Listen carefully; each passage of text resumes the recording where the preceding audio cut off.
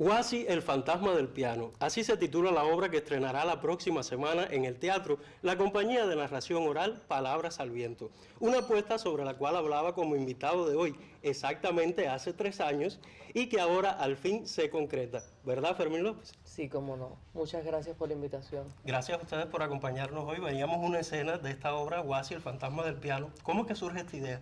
Bueno, Guasi, el fantasma del piano es porque tuvimos la oportunidad de conocer su autora en México, que se llama Soco Uribes, y que había creado toda una historia maravillosa sobre un ratón y un personaje importante de la música. ¿En qué consiste la trama más o menos de la obra que estarán poniendo? Bueno, el personaje importante del mundo de la música es Frédéric Chopin, y entonces la obra se desarrolla en la casa de Chopin y precisamente en su estudio dentro del piano.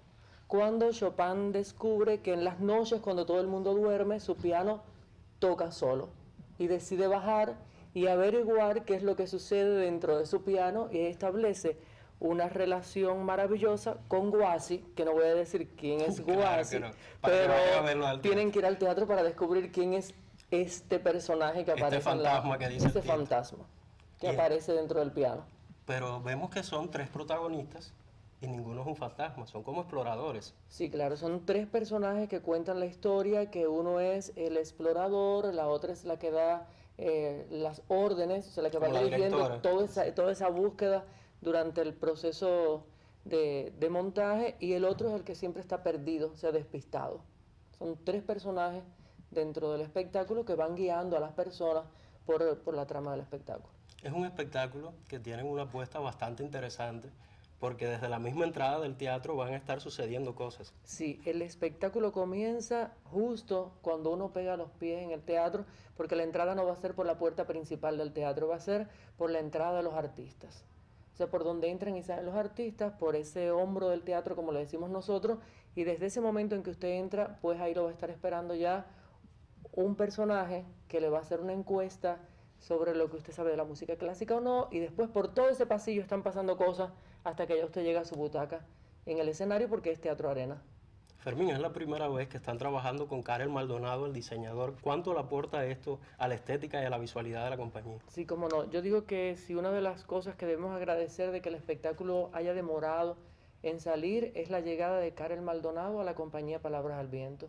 Sin duda, visualmente, todo lo que ves aquí, o sea, la ciudad de Varsovia, que es esto que acabamos de armar, las maletas que simulan la casa de Chopin, y el diseño de los vestuarios también es de Karel Maldonado. Sin duda es un tesoro que ha venido a enriquecer esa parte que le faltaba a nuestra compañía. Es una persona que pensara en cada detalle, en cada diseño escenográfico, en cada diseño de vestuario. Eso es Karel. Que fuera bastante meticuloso. Sí, bastante meticuloso, y que pensara cada milímetro de cada una de esas piezas que están ahí. Que también hay una parte de teatro de sombra, trabajamos con un teatrino también, hacemos contraluz, es un espectáculo que técnicamente es bien difícil de maniobrar. Y como decías, es el espectáculo que más tiempo lleva en proceso de montaje. Sí, claro, porque empezamos a montar antes de la COVID, después llegó la COVID, tuvimos que aplazar los ensayos, después de la COVID empezamos a trabajar todos los espectáculos que se habían perdido, empezamos a remontar, y entonces después entonces decidimos volver al montaje. Guasi, el fantasma del piano, así se llama este espectáculo que estarán poniendo la próxima semana. ¿Qué días es? Es 22 y 23 en la sala principal del Teatro Comandante Eddie Suñol, el sábado 22 a las 3 de la tarde y el domingo 23 a las 5. Pues sobre esto estaremos conversando en los próximos minutos. Fermín, te pido que no te vayas y que regreses al final, porque tenemos prevista una pequeña sorpresa. Y ahora vamos a descubrir qué nos trae nuestra investigadora Mayra San Miguel en la sección Una duda en la historia.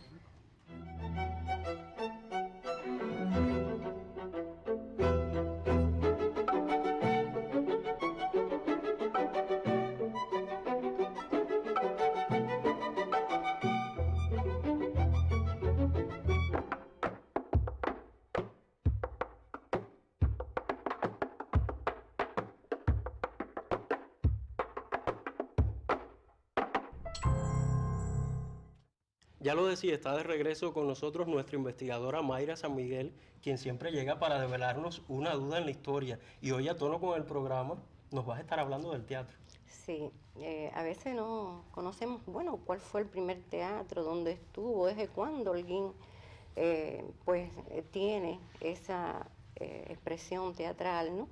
Y bueno, Algunos piensan que es el Edison Uñol el primer teatro que sí, sí, hubo. porque realmente el Edison Uñol viene a ser algo muy significativo, ¿no? Dentro de la escena teatral y de desarrollo cinematográfico en Holguín.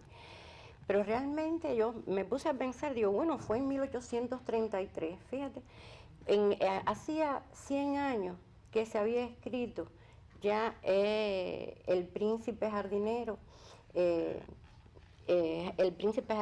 y Florido eh, Floridano. Y Un título bastante complejo. sí, bastante complejo en Sevilla en 1733, y realmente eso fue fue el antecedente más lejano que tenemos de este teatro que nació posteriormente, el Bufo, este teatro popular.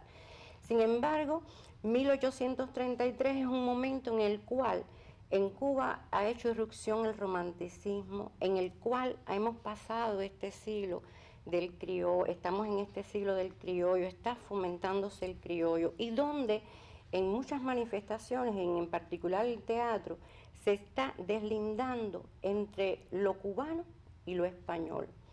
Y los holguineros, en el año finales de 1833, realmente fundan un teatro. Se dice que es un teniente coronel que entonces gobernaba aquí en Holguín quien tuvo esa idea, pero yo me pongo a pensar que es ese contexto en el cual, en esa etapa, La Habana viene a ser uno de los centros teatrales de una gran profundidad en el Nuevo Mundo. Es decir, ya es una plaza fuerte sí. en el Nuevo Mundo durante esta etapa de 1830. Por lo tanto, no es casual que a este señor se le haya ocurrido fundar un teatro en Holguín. Se venían haciendo tertulias en las casas y realmente aquello conllevaba a agrupar a las personas ya en un espacio de mayor concurrencia, ¿no?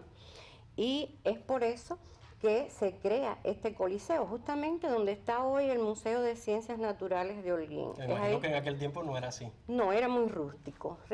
Según Albanés, lo describe que era un inmueble muy rústico, un escenario realmente muy rústico. Sin embargo, se le denominó el Coliseo.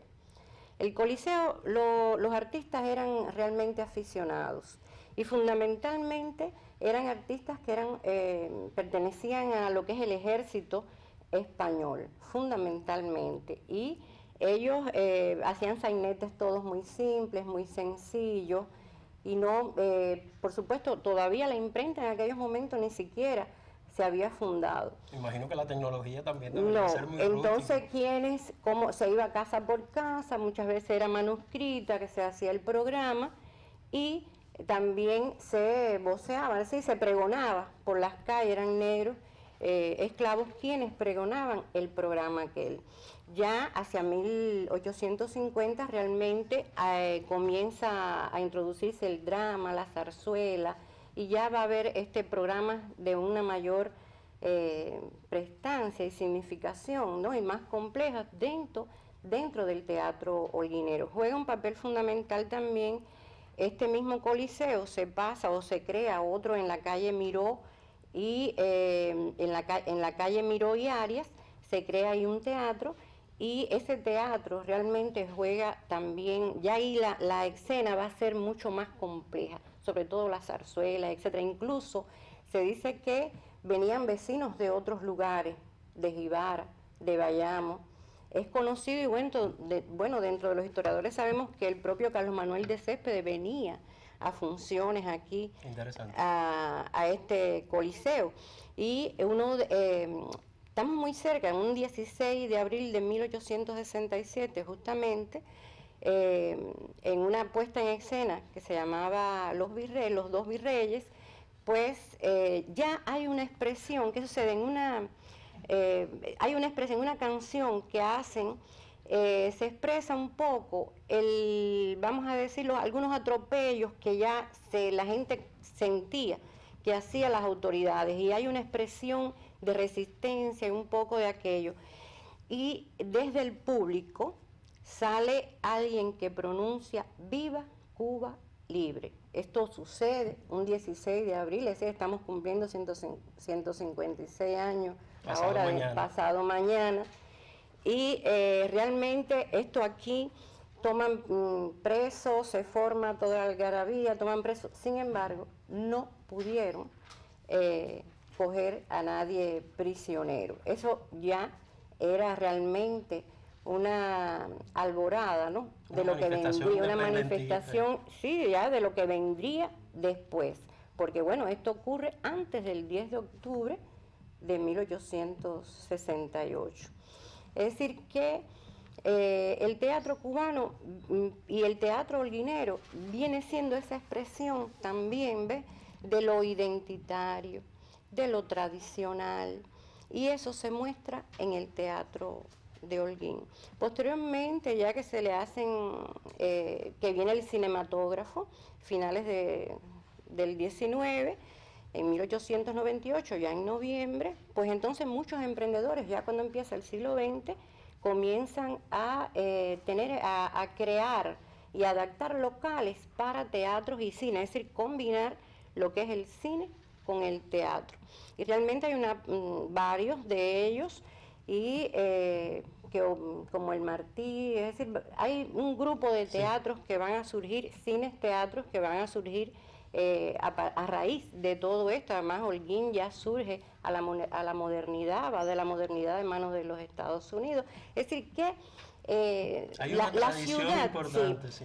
Y la ciudad, pues, en su desarrollo, pues también va a crear estos espacios. No voy a contar, bueno, cómo Wenceslao Infante y cómo Narbona crean sus teatros, pero bueno, en la calle Martí, entre Maceo y Libertad, pues ahí se fundan el Teatro Holguín, el Teatro Narbona, finalmente Wenceslao Infante, quien va a ser... Edison. Exacto, Wenceslao Infante se hace de estos dos espacios, y el propio Narbona, es decir, el que se llamaba Narbona, se convierte en Oriente, y ahí va a pasar compañías y personalidades de la escena, no solamente cubana, sino de la escena universal, que van a pasar por este Teatro Oriente. Pero ya Wenceslao Infante ha pensado en dotar a la ciudad de un teatro moderno. Pero sobre ese teatro moderno me decías que vamos a guardarlo para junio, que es que se cumple el aniversario, y entonces es que estaremos brindando más detalles sobre él, ¿verdad? Exacto, él fallece en el 25, el teatro se funda en el 39, entonces yo creo que hay una historia... Hay historia para contar, pero eso será en una próxima ascensión de Una Duda en la Historia, aquí en Confluencia.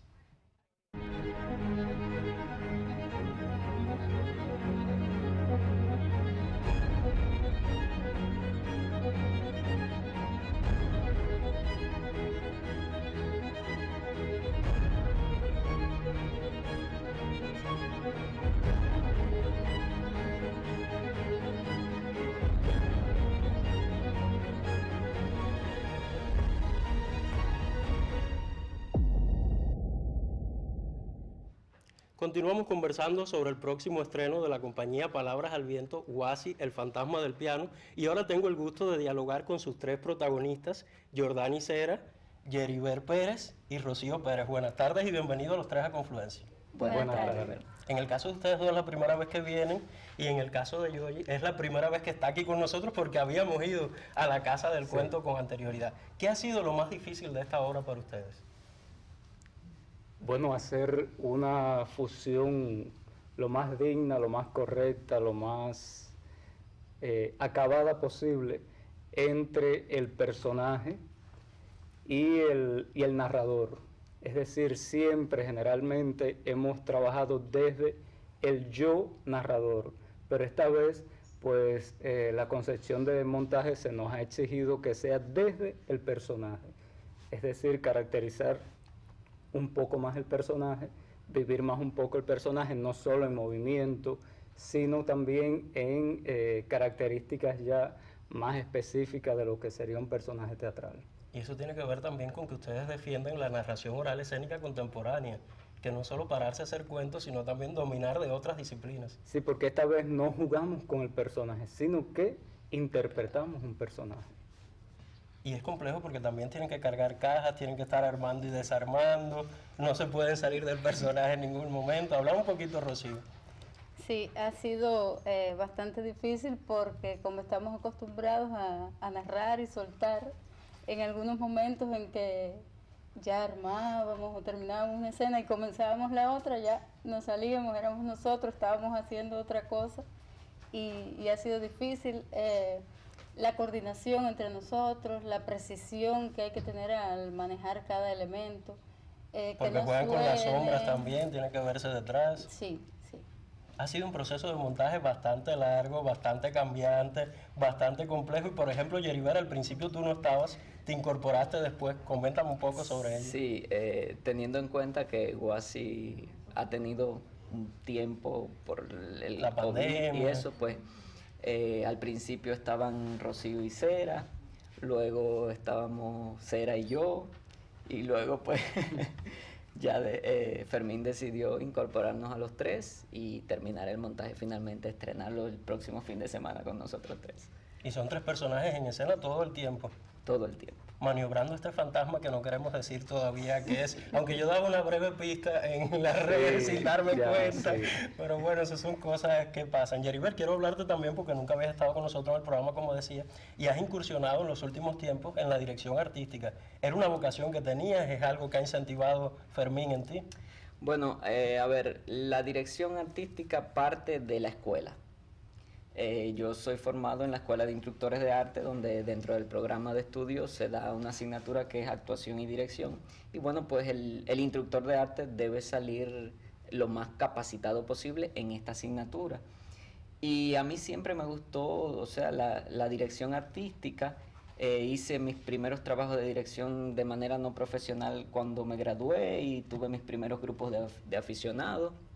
Y bueno, pues al llegar a Palabras al Viento, Fermín me abre la oportunidad. También Fermín y yo tenemos una historia de un poco más de tiempo porque yo vengo desde Velasco, Fermín también fue instructor mío en la Casa de Cultura de Velasco cuando era un niño. Es decir, que vio tus potencialidades desde entonces. Y bueno, pues luego fue profesor en la Escuela de Instructores de Arte y nada, pues ahora en Palabras al Viento se me da la oportunidad de dirigir ya un espectáculo más, digamos, con más peso, como yo diría, con más seriedad, vamos a decirle de esta forma.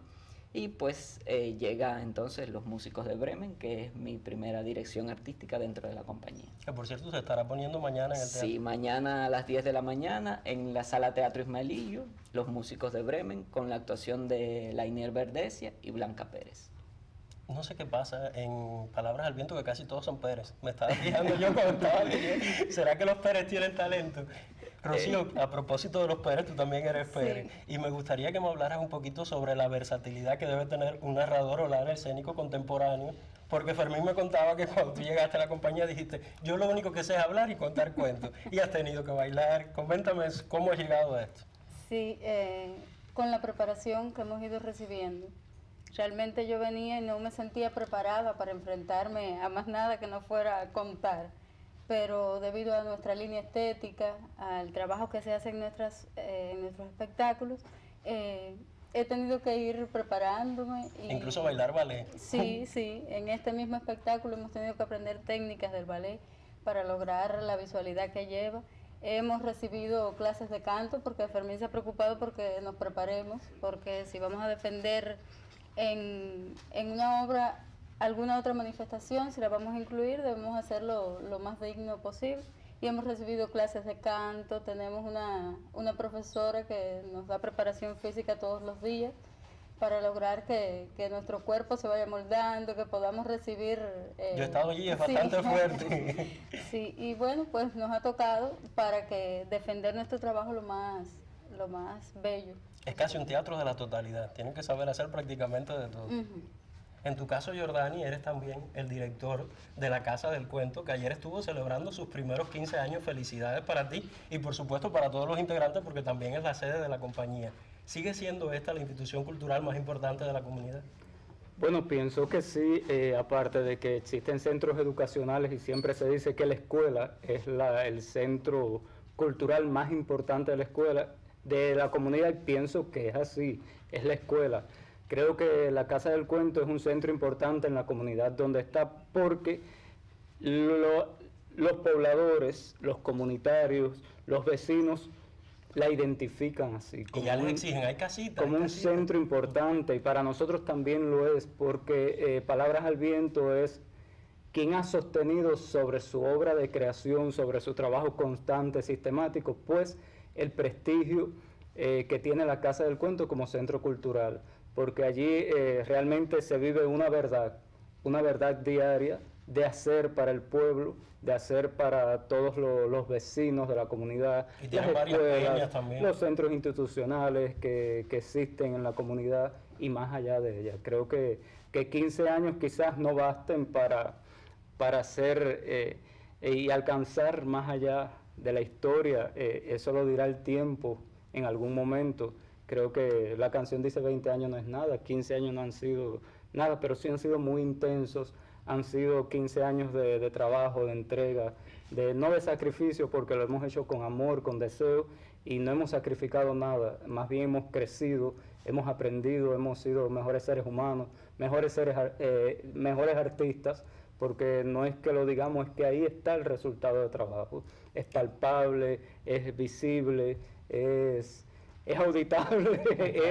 Creo que debes estar feliz porque hablábamos en una entrevista previa y me decías que recordabas cómo esa primera vez llegaste allí, pusiste con tiza Casa del Cuento y cómo aquel sueño de un lugar destruido completamente, que eran unas ruinas, se ha convertido en esta sede de la compañía.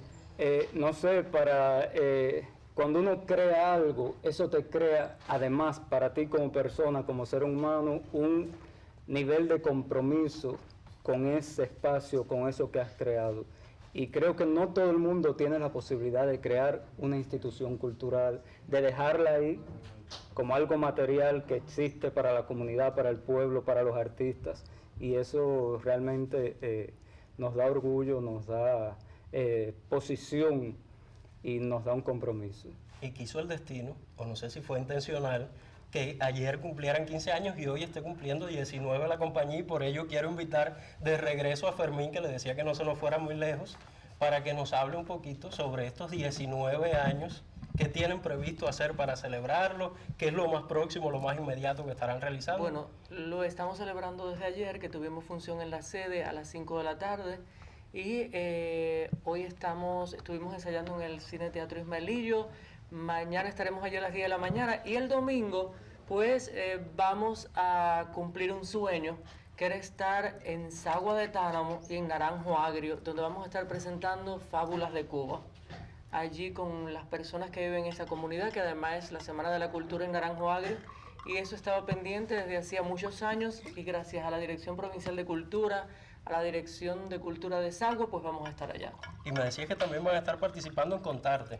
Sí, vamos a estar en mayo en Contarte y vamos a estar presentando allí, que es un festival internacional que se desarrolla en La Habana, los músicos de Bremen. Y como ustedes no dejan de soñar, ya para los 20 estás pensando hacer obras rusas o textos rusos. Sí, yo le decía a la profesora que íbamos a estar trabajando para el próximo año literatura rusa. Claro que sí, yo los quiero felicitar a todos por acompañarnos hoy. Seguro que va a ser un gran éxito esta obra de Guasi, El Fantasma del Piano. Y queremos brindar, Mayra, por favor, que nos acompañe, que no se nos va a escapar hoy, que ella es nuestra querida historiadora. Brindar por la salud de esta compañía de narración oral escénica que lleva 19 años y esperemos que llegue a 38 y a muchísimos más. Y sobre todo, Cera me decía, déjanos coger unas vacaciones y de ahí entonces nos ponemos a celebrar los Y algo meses. muy importante que escuchando a la profe me inspiré con los historiadores a nuestro lado, porque mira cómo aprendimos hoy. Claro que sí, ya saben un poquito más sobre el teatro. Vamos a brindar todo por la salud, por el amor y porque siga la frescura y el talento de esta compañía. Y nosotros nos volveremos a encontrar el próximo viernes a las 4:30 aquí en Confluencia. Brinden.